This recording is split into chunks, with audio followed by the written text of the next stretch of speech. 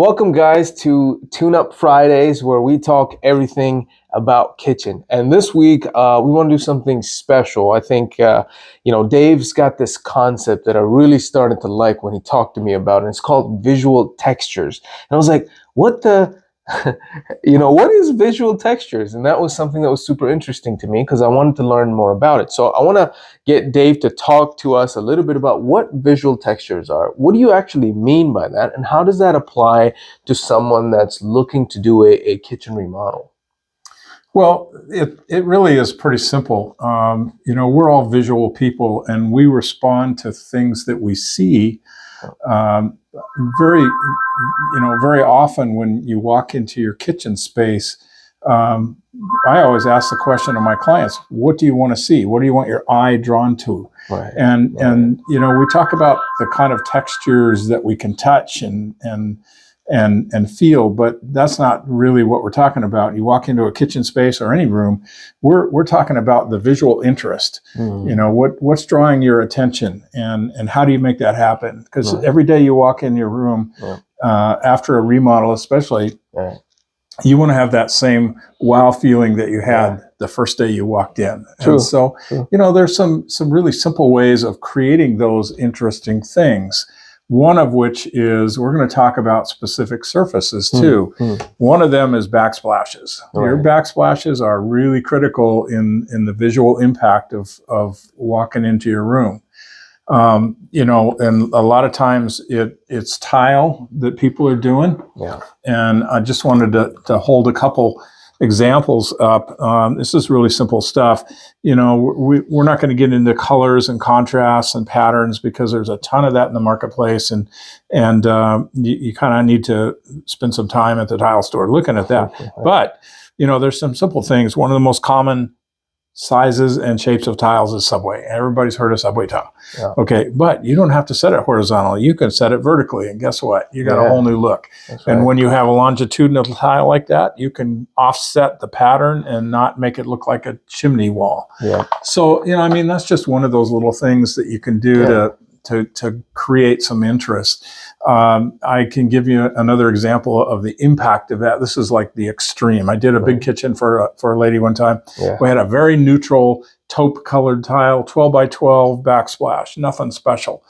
And behind the stove, where you have that little bit taller area, we mounted a bracket on the wall that you could hang a brightly colored platter on there, a big one. And she could change that seasonally if she wanted to. Well, I had the luxury of going back in that house about 4 or 5 times after the job was done. And every time I walk in that kitchen, I went to that platter. That's all I saw. Right.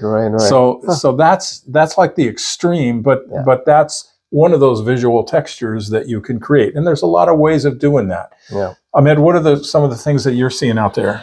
I mean, there's so much stuff out there that we can talk about. When it comes to visual textures, we're really thinking about tying everything together when it comes to your kitchen or really any other living space. So when you walk into a space, it should all fit, and it should fit to you. It doesn't have to fit a trend.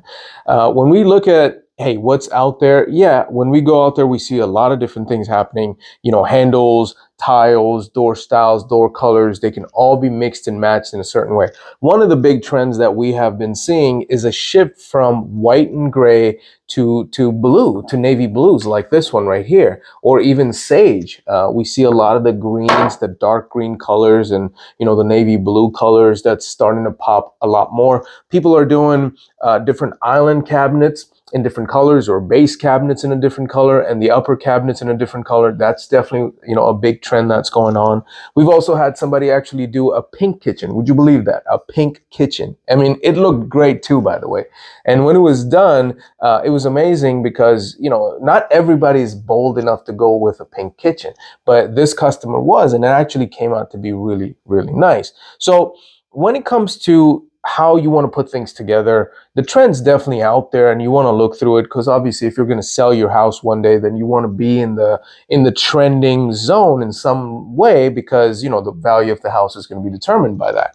But I would invite you to look at what feels right to you, right? What is it that in your kitchen is going to make you feel like this is your kitchen, like you own it? Like you just talked about, that lady where you put that platter. I mean, I've never seen that, But to me, that is an interesting, very unique and a creative way of putting those textures together. So, I mean, I totally get it. You've talked about tile as well, and how tile kind of fits into it. When it comes to tile, what do you think are the most trending materials out there, and the colors too? I mean, there's so many different types. What do you see people should focus on when they're looking at that stuff?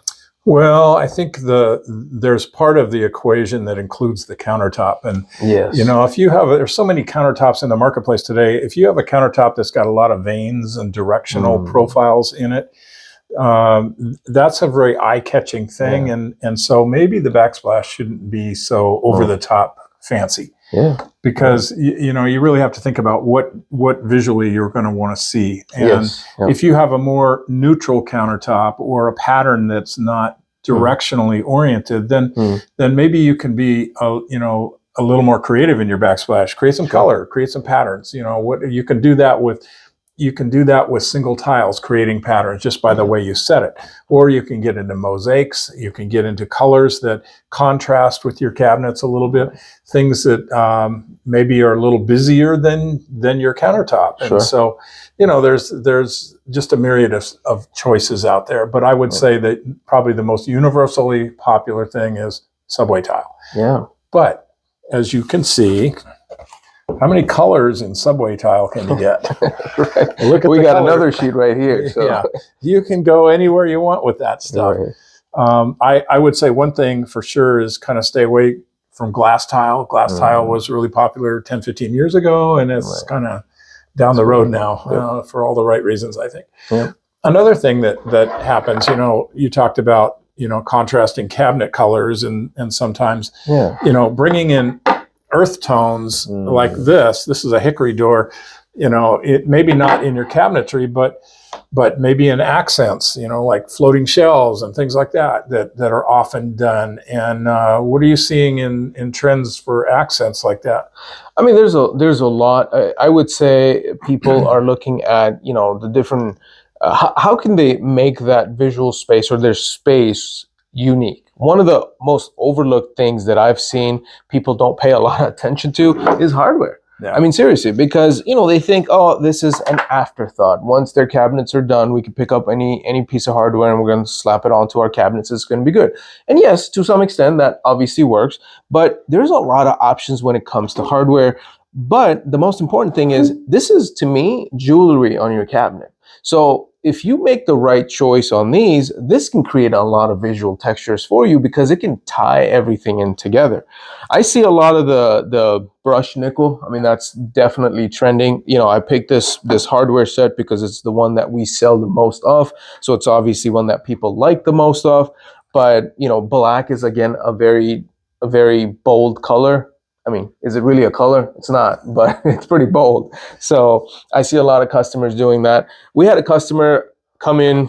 They were very much, decisive about the colors of the cabinets that they wanted, but they didn't really know what kind of hardware color they're going to put on their cabinets.